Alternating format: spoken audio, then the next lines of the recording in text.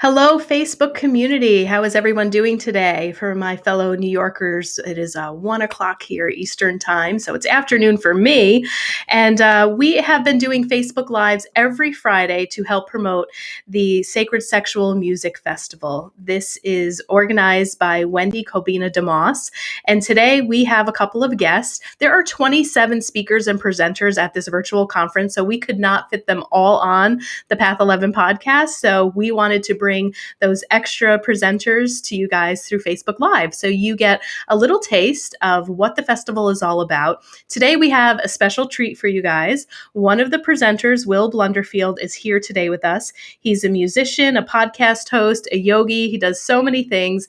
He is going to serenade us with some music. And that is a little something that he's offering at the Sacred Sexual Music Festival this year. We also have Morgane Owens with us today, who is a birth doula and a prenatal educator. Welcome, Morgane. And we also have Erin Delaney, who is a teen sex educator. So we are going to be having a great discussion about the festival today. Morgane and Erin are going to go into a little bit more of their expertise and what they're bringing to the festival. But again, I've been saying to people I keep using the word conference and festival interchangeable because there are presenters, so it's like a conference. But then we have people like Will who are going to be singing. Wendy's a musician. She has songs that she's going to be playing. We have yoga instructors. We have meditation teachers. So this is just not a festival or a conference that you're going to sit and just listen and be bored at your computer. You're going to learn, you're going to move, you're going to dance, you're going to enjoy the energy of this. So Wendy, let me turn it over to you to introduce your friend Will, and then we will be serenaded by some music today before we get into our discussion. Well, I've known wonderful Will Blunderfield for a few years here in Vancouver. He is amazing. He's such a beautiful musician. He's in the same label as Sarah McLachlan, so you get a sense of, he's up there. And he just did a project, I believe, with Biff Naked. Well, that's a big name around here. Maybe out there you know about Biff Naked. But anyway, I'm so delighted. He's an outspoken advocate for sexual and gender fluidity. And he's been featured in national media outlets, in print, online, on TV, all of it. That's Will. And he's also representing a product called Chakrubs, which is a crystal sex toy company and includes butt plugs. Yes, butt plugs. And he believes, and we all do, that it helps straight and gay men connect to and heal their prostate using these crystals. And all those talents Will exudes and holds and owns, and his beautiful music. So please, Will Blunderfield, please. Thanks, Wendy.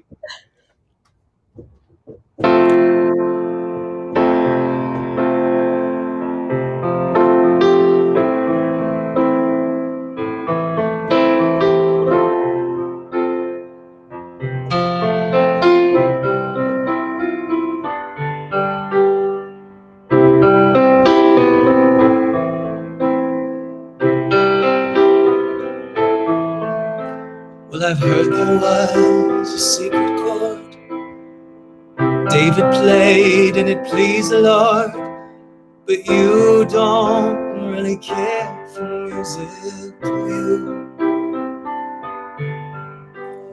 Well, it goes like this: the fourth, the fifth, the minor fall, the major lift, the baffled king composing hallelujah. Sing with me if you know it. Hallelujah, hallelujah, hallelujah,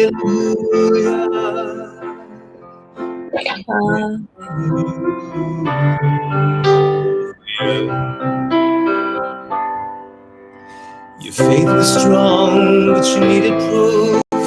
You saw her bathing on the roof, her beauty in the moonlight overthrew you.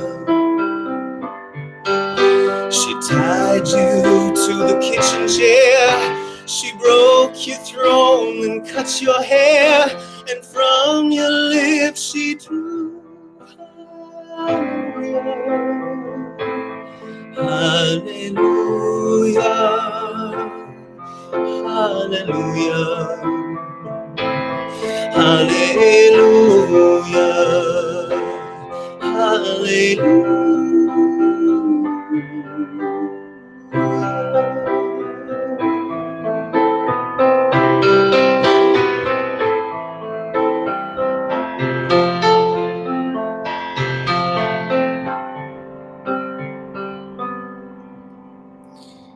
Maybe there's a God above, but all I've ever learned from love was how to shoot at someone who outdrew you. It's not a cry that you hear at night. It's not someone who's seen the light. It's a cold and it's a broken hallelujah.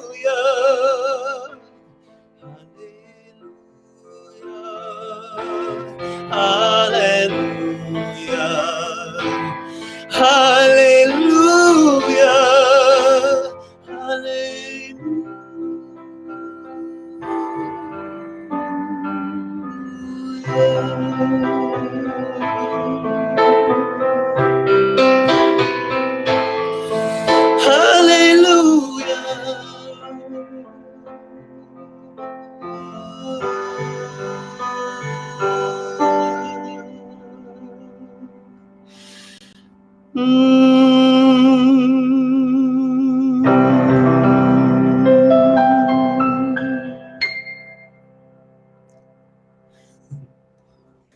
Thank you.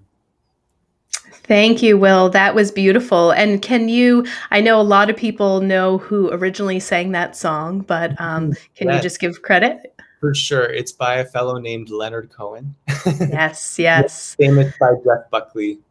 Yes. And the one thing that I love about that song that's so magical is every time I hear somebody do their own rendition of it, it is always so different. It just transcends through space and time. It has an energy and an essence of its own. And I love how everyone's interpretation is different. And every time I hear the song, I don't care who's singing it, it sounds so good. So thank you so much for joining us today, for singing for us. And again, Will is going to be performing at the Sacred Sexual Music Festival, April 16th, 17th, and 18th. We have tickets on sale for $99. You can go to the sacredsexualmusicfestival.com and you will hear some more of this juicy music if you purchase a ticket. So, Will, have a great day. And I'm also excited the butt plug company that I work with has provided a special code for the Sacred Sexual Music Festival to get yourself a sweet discount on their butt plug. So I'm excited to share that on the day. All right, awesome. See, now nobody's going to get that code today, so you have to get your ticket. Okay, all right. All right, thanks, Will. Thanks so much. Thanks, Wendy. Thank you, Will. All right, Wendy. So let's bring our other ladies on today, Morgane Owens and Erin Delaney. So tell me a little bit why you decided to choose these women and why you decided to add them to the presenters this year. Well, I'm fascinated by orgasmic birth. Wow, who knew? I mean, I've heard I knew somebody who here in our community that actually is a specialist, a doula. So that's why I got in touch with Morgane Owens. And how important is talking to our kids, our teens around sexuality and really getting a foothold because, porn is how they're learning now. So when I met Erin, it was just like divinely led, I believe, how I met Erin. So I just really believe that people just seem to come in front of me when and that we're perfectly suited for the festival. So, and Erin is, I'm really looking forward to your talk on a really important topic. Great. Yeah, no, I am too. So I'm going to, I'll put Morgane on the spot first and Erin will let you relax and then I'm going to come over to you. But yeah, orgasmic birth. So I've never heard of that term before. And so tell us a little bit more, like what is it, I know people are familiar. I feel like people now are turning more towards birth doulas. A lot of people are wanting to have maybe more control over the way that they are going to be delivering their babies. A lot of home births are happening now. So maybe you can give us a little bit of background on what a birth doula is, and then let's talk about orgasmic birth. Sure. Yeah. Thanks, April. I feel so blessed to be serenaded by Will's beautiful song first, and to be joining you all here today. Um, so yeah, I'm a birth doula, and I've been working in Vancouver. I went into that work from my first field, which was photography, and I was specializing in newborn photography. And then after the birth of my own son, um, I kind of got a more inside perspective of what birthing is about. So, and I had a home birth, and I did not have a doula, but I had a good friend there with me to support me through the process. Birth doulas are basically, we're living in a time where we're living in these kind of isolated pockets, isolated family pockets, and especially now we're living even more isolated than ever. So, a doula is basically, I see them as replacing the village, what we used to have in a kind of tribal culture, which was the whole community supporting birthing women, and especially groups of women who would support birthing women. Now, what we have is a role that we've come up with for that support. So I am birthing women's village. So I'm taking on a pretty big role. So I've been doing that for a while now in Vancouver for several years. And I feel like it's important to me in the way that I serve community, and in a way that I couldn't achieve with just making art with photography. But yeah, my role now feels more fulfilling, kind of on a, we've got the word sacred in this sacred sexual music festival. And to me, it feels like I'm doing sacred work. And yeah, so that's kind of my role. Doulas are offering emotional and physical support through the birthing process, and come with a wealth of knowledge through their training and experience. So yeah, we kind of reigniting the feeling of togetherness and mutual support for one another is super important, especially in these times. Beautiful. So I know the topic you're presenting on is orgasmic birth. So if people know nothing about this, of course, the title of it makes me sound like, wow, are you coaching people to have orgasms during the birthing process? Or is it more of a metaphor to say that, as you're giving birth, this can be a very orgasmic experience and that maybe it doesn't need to be painful or traumatic? So what does orgasmic birth mean? It means both of those things that you've mentioned. So there is a possibility of the orgasmic experience, a physical orgasmic experience.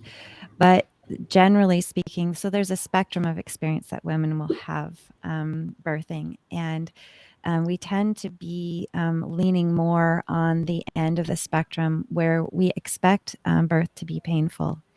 And one of the main things that I'm concerned about right now in my life is how can we bring about beneficial change on the planet? And, as Charles Eisenstein says, the more beautiful world that our hearts know is possible.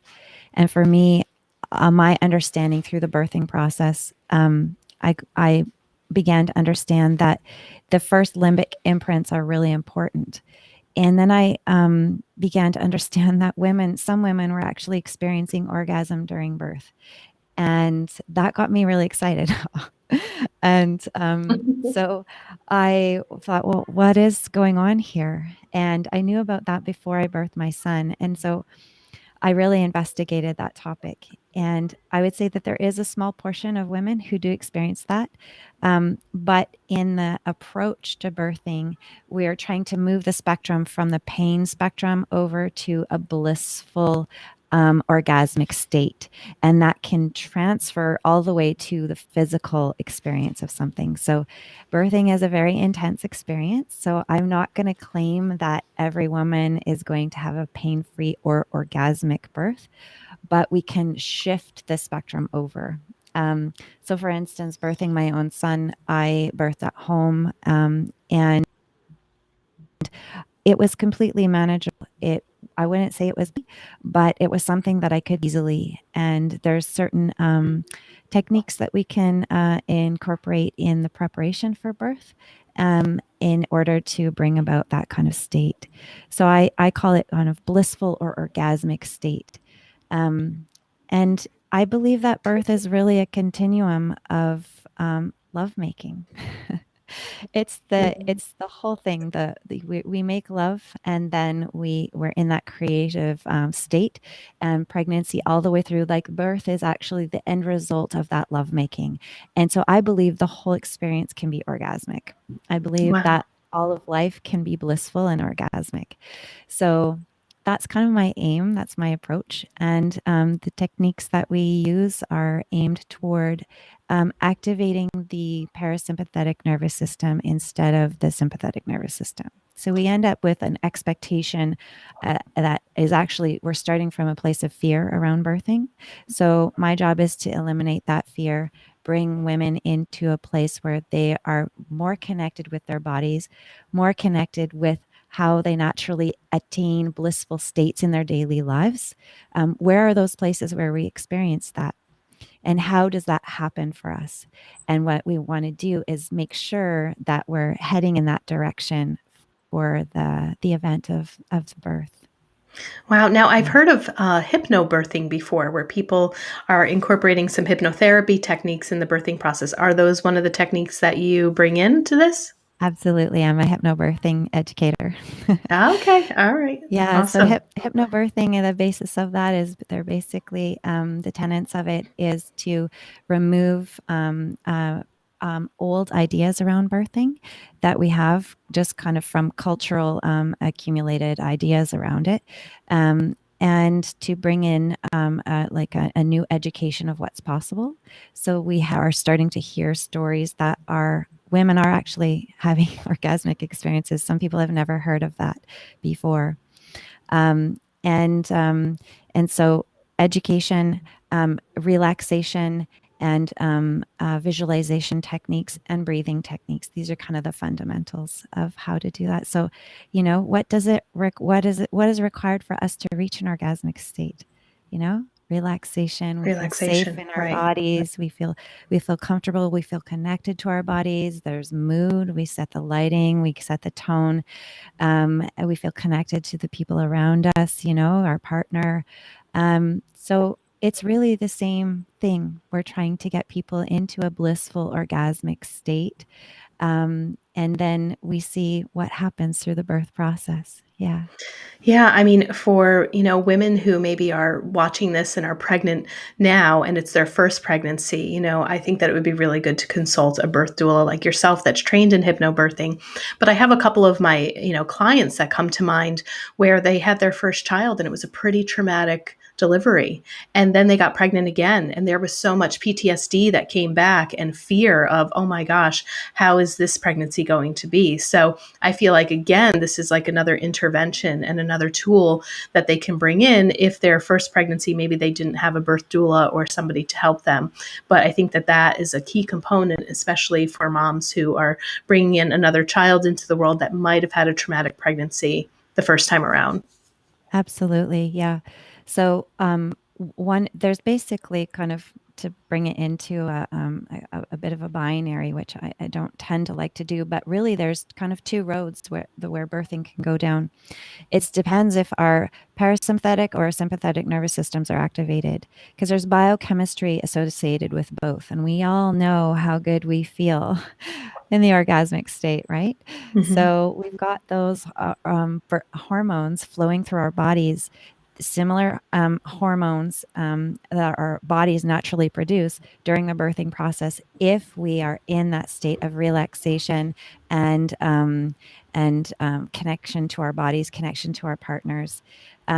If we are in a fear, there's a kind of a triad. It goes fear, pain, tension. So if we are in kind of our fight and flight hormones being activated, if our sympathetic nervous system is activated, then we're going to have a whole different biochemistry in the body for that process. And so that leads to interventions and pretty, can be traumatic experiences, traumatic outcomes. So we want to really keep that parasympathetic nervous system activated for the full experience as much as possible. So there's, training involved with that. And just because you had a traumatic experience once does not mean that we can't bring it back to a new experience for the next scenario, especially if you've had that kind of feeling of more fear involved. Then by all means, yeah, let's go all the way into recreating a new experience for you.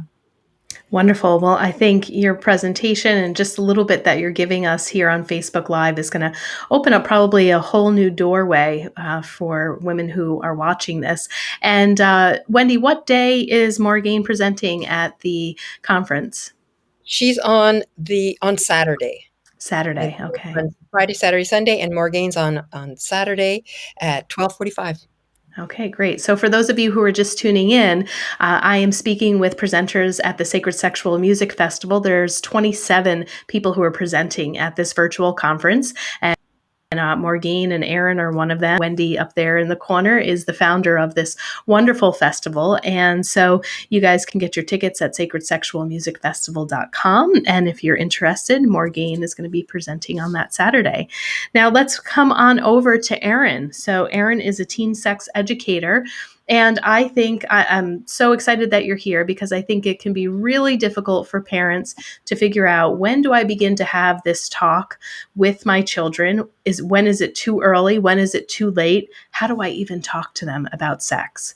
So maybe you can give us a little bit of background of how you got into being or becoming a teen sex educator, and maybe you can give some of the people who are viewing today some tips about what they can do and what they can say to open up this conversation with their children. Beautiful. Thank you. I want to start, actually, I was moved by when you were speaking, Morgane. Is it Morgane or Morgana? Morgane. That's right. Thanks. Morgane. The whole thing of I have a 21-year-old daughter, and I had a cesarean section, excuse me, and I wanted to have a home birth. And so what I'm learning from you is, like, if I had known all of this before, I could have paved it in a different way. And so it's the same thing of working with moms and teens. If we had known, we would have done it. I'll speak for myself. If I had known then, I would have done it differently. So this is why I'm doing what I'm doing, because I made some mistakes with my daughter when she was young. I thought I was very open around sex, it's definitely very sex positive. And yet there were so many pockets of sexual shame that I didn't even know that I had, or I kind of knew, but she made me aware of it. My daughter, at a young age, she gives me permission to say this, but she became sexual at a very young age with her boyfriend. And how I responded to it initially was the opposite of how I would have wanted to do it, which was a sort of shaming tone and a really unkindness around it. But the beauty that came from that moment was that something I really offered myself up to the universe. I was just like, okay, God, help me. I'm doing this all wrong. And I thought I studied it enough and knew enough. But, in a nutshell, it dropped us into a deep, deep, deep conversation. More than just the conversations we'd had around sex, little bits and pieces that I had given her along the way. But it dropped us into a deep conversation about her telling me how I'd been criticizing the way that she was, the way that she dressed, the way that she put on makeup, the way that she was with boys. Didn't even know I was doing it. I was repeating the pattern that my mother did to me that I hated. And I needed that wake-up call to go, whoa, what in the world? And I committed to doing everything that I could do to clear the sexual shame in my system, in my being, in my psyche, so I could be an ally for her as a female and support her. And my daughter is very sexually, just a very, passionate, sensual, as was I, creature, but she's super confident around her body, her being. So I did some things right for sure. And there was a lot more that I had to learn. So I did that. Basically, I threw myself into all kinds of sexual healing work. And from there, I kind of became the mom that other moms would come to ask questions about sex, because I was also the mom, like the carpool mom, that the kids would ask questions about sex with, and I made sure it was okay with the moms. Anyway, so it started from that place. I was already a coach and worked with couples. And so then I became, I did online courses for moms of how to talk with your daughter around sex. And from there, 4 years ago, the mothers had begged me, can you please teach our daughters what you're teaching us?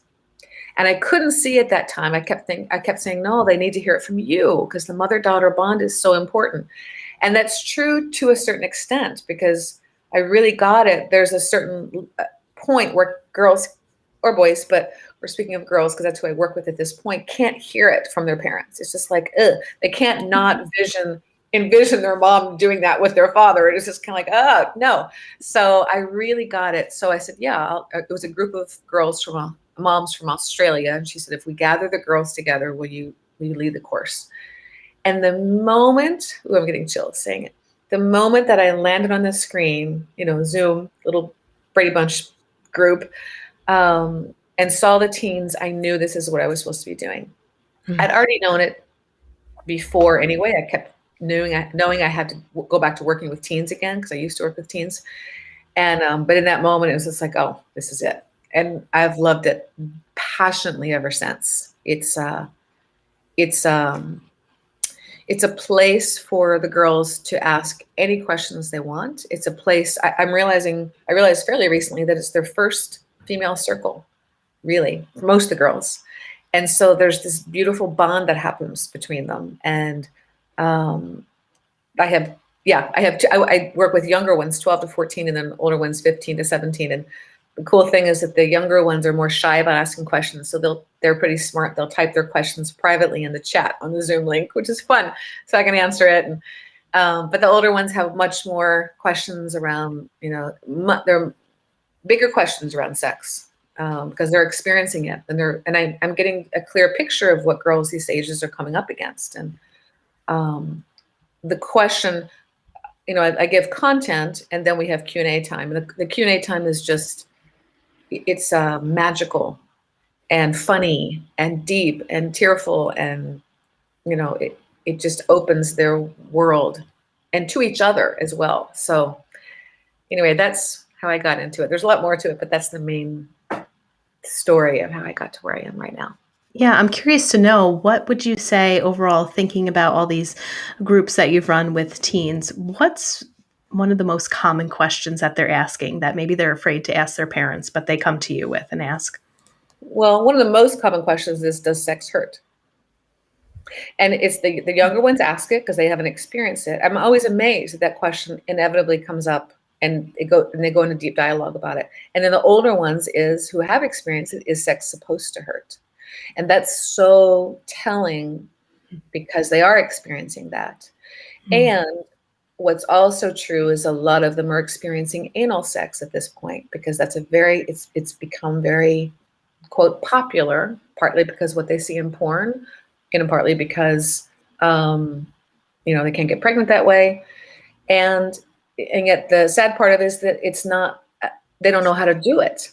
So it's causing problems. It's causing tears, causing fissure tears in a lot of young girls' anus. And so there's that to talk about. And the biggest thing for me is educating them about their body and celebrating it. Like, I definitely know the place of, because I did it myself, of instilling fear. Be careful about this, be careful about that.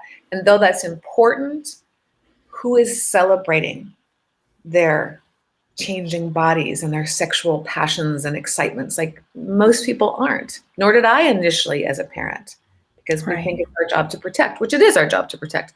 And if they're celebrated in their body and honored for their brilliance and their magnificence, and learn about the extraordinary, wonderful things about sex, they're going to be that much more empowered in whoever they meet. Like, they're going to have way more knowledge. Even one of the girls that took my class, she was telling her mom, gosh, Mom, I know so much more about sex than all the girls. I'm teaching them the things I learned in the course. And I'm like, that's great. That's exactly what I want, is to, here's what I want to say too. And it's not about putting down, and by the way, of course, I know there's all different kinds of sexual expressions and sexual preferences, and we cover all of that as well. And in this moment, I'm going to speak of the heterosexual. So there's, the boys themselves also are not taught, for the most part, So it's not their fault either. So they're learning from porn. So it's causing so much pain and disconnect, and even way more than it was in my generation. I'm 54, and there was disconnect then a little bit too, but there was different kind of empowerment for me when I was younger. So it's just the visuals of porn and social media have distorted things so much. But I'm not saying it's all bad either. It's just no one's guiding them. So no one's guiding the boys either, for the most part. So, but if the girls are empowered, then they can teach the boys, because I have full conviction the boys want great sex too. Like, they want the connection and the beauty and the everything, the whole bit, the eroticism, the everything. So, yeah. And I eventually want to teach the boys as well, and or find a partner that teaches. I want it to be I'm bringing it into a school, so to speak. Right. Yeah.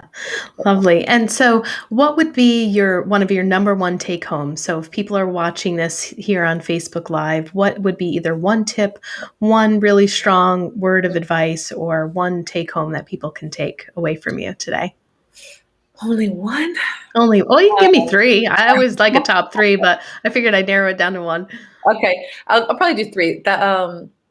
One of them is that it's, as a parent, it's not just one sex talk as it used to be. It's an ongoing conversation, because things will just keep unraveling and questions like that. So becoming a safe place for the girls to come to. They're not going to come to parents or moms about everything, but if they're in danger, you want them to be able to come to you, or any kind of situation, and that you can embrace where they are, even if they got themselves into a tricky situation that you're upset about. It's like becoming grounded in, it's okay. My most important job is to hold space, even if I agree or don't agree. And so another tip is to get to know, as a parent, is to get to know what they're navigating these days. It's different than we do that we have. Like, when I was in that situation with my daughter when she was having sex young, I didn't even know porn was that accessible. That's how ignorant I was about, I didn't. That was like, 8 years ago or something. So I learned so much, and through my studies. So I would definitely recommend that, to just kind of open up into that. When I teach classes for the moms, we cover it all, so they can get out their frustrations, their tears, their like that. So they can work through that. So then they can be a source for for their child. So, and for other moms for that matter. And another one is a big tip, but no matter how old your kids are, or even if you don't have kids, is to do I call it a sexual inventory, a sexual scan, a sexual, really looking at your past and discussing with a friend or a sister or a lover or a husband or whoever or a small group, but really processing things that were challenging, things that were funny, things that were shamed, and also exploring the question of, and if it had been different, what would you have liked? What do you wish had been told to you about your menstruation? What do you wish had been, and not for a place of putting it down, but place of, okay, and now's a different world. We can create it differently. Let's talk about that.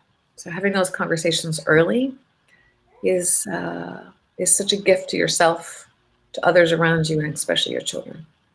Wonderful. Great. I know that your talk's going to be great. Erin Delaney, everyone. She is a presenter at the Sacred Sexual Music Festival. I'm going to hop back over to Morgane, because I'd like to ask you that question as well. What would be some of your tips or take-homes to mothers who are expecting, maybe are just finding out that they're pregnant, or maybe women who are really getting ready to want to have a baby and they're moving into the process of that, but they really don't know if they should do a traditional birth or maybe get a hold of a birth doula. So what are some of your takeaways? I would say probably the most important thing that I would encourage a new mother to do is to dream up her dream birth. What would that look like? And to really go into what that experience, what they want out of it. So again, kind of bringing this sacred back to these moments in our lives that are some of the most important moments that we have.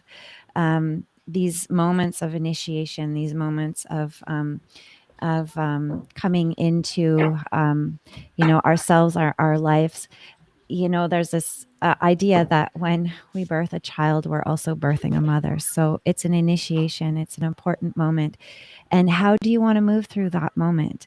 So coming up with this dream of what you would like this experience to be like brings it back into a sacred space, and then find the people, in your community who can support you in that dream, especially, and find a doula that when you converse with them, they get your dream. They understand what is sacred to you and what experience you want to have, and then to try to move in that direction. And you'll know when you speak to someone if they get it.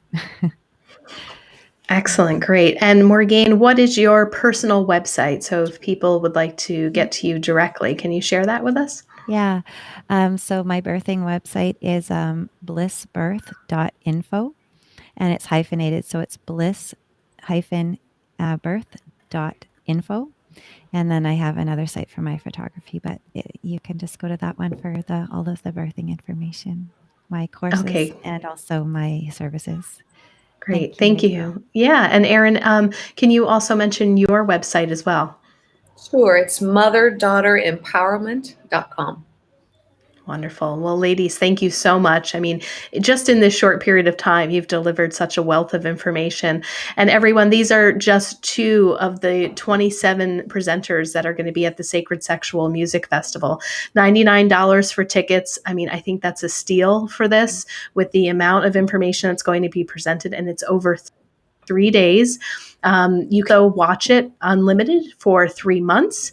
So we are giving 3 months of replays over. So it's not just a ticket that you're buying for that weekend and you're just watching it live, but we are going to go ahead and give you access for 3 months after the festival. So you can also take your time. You can tune in April 16th, 17th, and 18th here and there. And if you don't get a chance to watch the whole thing, you'll have 3 months to be able to watch it.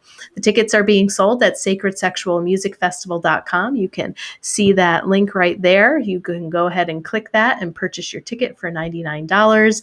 And we are also on the Path 11 podcast. We have been highlighting the presenters. So if you would like to take a listen first and see some of the other presenters, you can watch them on path11tv.com, or you can listen to them wherever you get your podcasts. And you can hear a little bit more about some other presenters who are going to be here and the topics. But just some really, really great stuff. I think Wendy did a great job of pulling these professionals together to really begin to talk more about our sexuality and spirituality. So, Wendy, we thank you. Thank you again so much for hosting this. And before we wrap up, is there anything else, Wendy, that you would like to tell the world about your festival? Well, I'm so inspired by Erin and Morgane's talks, and they bring forth the importance of it's sacred. This is sacred. Our bodies are sacred, and opening the conversation. So let's talk about anything and everything. Make it like this is normal. This is sacred. These are our bodies. And so join the conversation. February 16th, 17th, 18th. Money well spent. February, Wendy. April 16th, 17th, and 18th. That's okay. All right, everyone. Well, thank you so much. And thank you, everyone, for tuning in. And if you missed Will Blunderfield, he was in the beginning of our Facebook Live, and he sang a beautiful rendition of Hallelujah. He is also one of the presenters that's going to be there. And again, I can't emphasize enough that this isn't just a festival/conference of just people presenting. We have presenters. We have people who are giving guided meditations. We have yogis who are teaching yoga classes. There is music. Wendy is also one of the musicians. So there's going to be singing and dancing, movement, and lecture. So it is a very comprehensive festival that we have here. So again, tickets are for sale now. If you didn't purchase them yet, you missed all the deals. They're now at $1. That's the price that they will stay. And you will also have unlimited replays for 3 months afterwards. So I hope you guys will join us on the 16th, 17th, and 18th. Thank you, ladies, so much for joining us today on Facebook Live. And I will see you guys next week. Take care, everybody. Thank you. Bye. Thank you.